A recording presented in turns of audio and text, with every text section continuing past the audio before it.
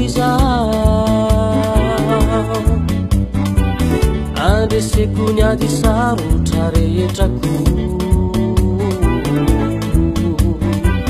hoentika nandratananao maminy aho andravako ny satana ambany olavo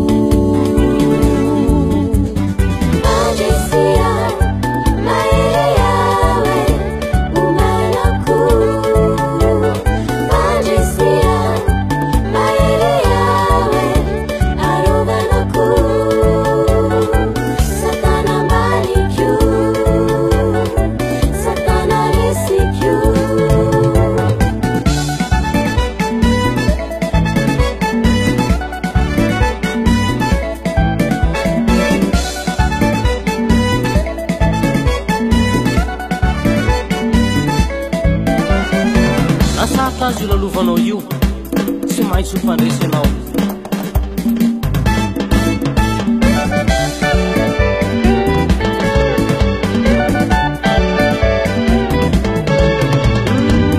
menao any talenta piderako anao tombotsy ho anay anio ny fanomezanao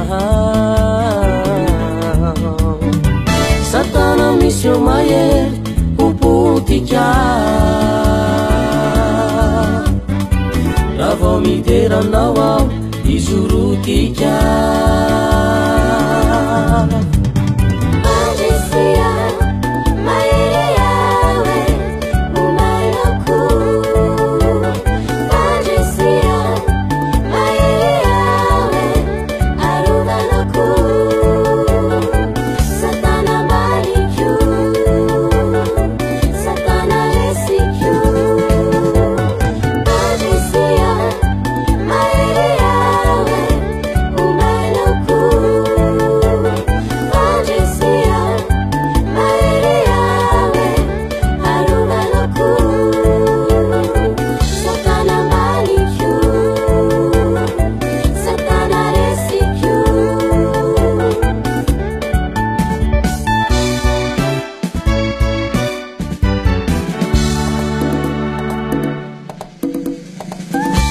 zao ihany anao ko fantatrao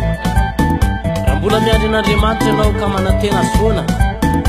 tsy maintsy ho mpandresy ianao tsy hevelan'Andriamanitra homenatra ianao fa tsy maintsy homeny ianao ny fandresena rehetra ataovy amin'ny fonao ny fiderana azy ataovy latsaka ao anatin'ny fonao ny fanandratana azy dia manompo azy amin'ny fonao rehetra fa ho hitanao ny herin'Andriamanitra ary ho hitanao ny fandresena natokanao anao